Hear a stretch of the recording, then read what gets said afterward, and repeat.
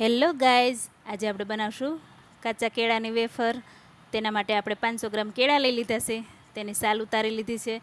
આ રીતના થોડી લીલી સાલ પણ થોડી ઉતારી લેશું. એક બાઉલમાં પાણી લીધું છે, તેમાં અડધી ચમચી જેટલું મીઠું, થોડી હળદર નાખીને મિક્સ કરી લીધું છે. તેલ ગરમ થઈ ગયું છે તો આપણે સ્લાઇસરથી આપણે કેળાની વેફર આ રીતના ગોળ રાઉન્ડમાં પાડી લીધી છે. અને હળદરવાળું પાણી, આપણે હળદર મીઠાવાળું પાણી એડ કરેલું છે.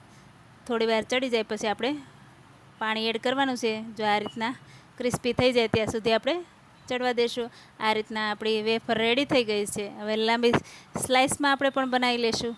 તમે બાળકોને નાસ્તામાં દઈ શકો છો. બજારના તેલ કરતાં આપણે ઘરે વેફર સારી એવી પડે છે, બજાર જેવી જ. તમે જોઈ શકો છો કેટલી ક્રન્ચી અને ટેસ્ટી વેફર ઘરે રેડી છે. એકવાર જરૂર ટ્રાય કરજો. Thank you.